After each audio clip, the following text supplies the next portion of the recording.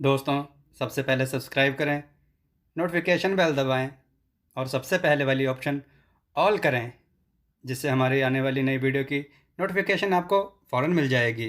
जय श्री राम भक्तों सुबह की वीडियो में जो हमने आपसे प्रश्न पूछा था कि लक्ष्मण जी के कितने पुत्र हैं और उनका क्या नाम है, तो उसका उत्तर है लक्ष्मण जी के 2 पुत्र हैं, उनका नाम अंगद और चंद्रकेतु है। चलिए आज की कथा श्रवण करते हैं। आज की कथा है चूहे का एहसान। आइए कथा श्रवण करें। दोस्तों, यह बहुत पुरानी बात है। यह एक राज्य की लोक कथा है। बड़े ध्यान से जरा सुनिएगा। एक दिन एक नगर के राजा ने अपने प्रजाजनों को बुलाकर कहा, जब तक तुम लोग मक्का और बाजरा पर निर्भर रहोगे, तब तक फसलों को बर्बाद और खराब करने वाले कीड़े मडमुआया पर ही निर्भर रहोगे। इसलिए तुम लोग चावल को अपना मुख्य भोजन बना लो। तुम लोग किस तरह के चावल को अपना भोजन बनाना पसंद करोगे, सादे चावल या बासमती चावल? यह सुनकर वहां के लोग हैरान रह गए।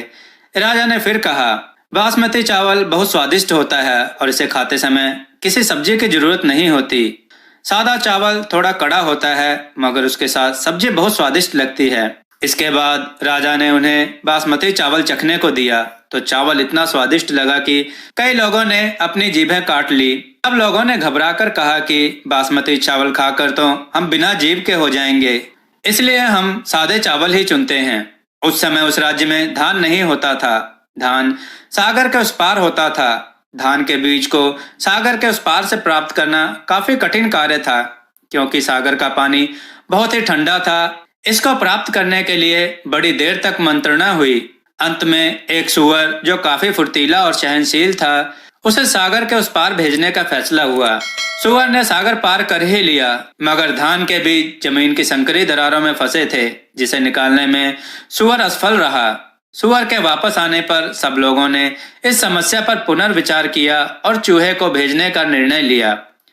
सब लोगों ने कहा कि चूहे भाई, तुम्हारी जीभ बहुत लंबी है, तुम सूअर के ऊपर चढ़ जाओ, वह तुम्हें सागर को तैर कर पार करा देगा।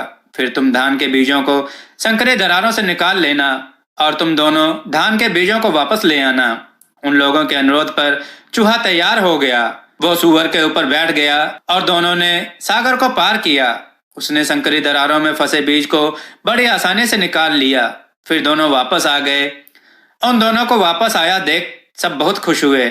चूहे ने गर्व से कहा कि धान का बीज लाने की वजह से वह सबसे पहले धान खाएगा।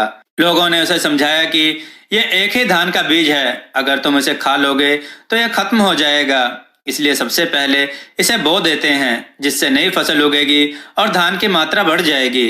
तब तुम भरपेट चावल खा लेना, इसलिए जब तक फसल नहीं आती तुम इसे नहीं खाओगे। लोगों के कहने पर चूहा मान गया। इसके बाद से ही मिजोरम में धान की फसल उगने लगी।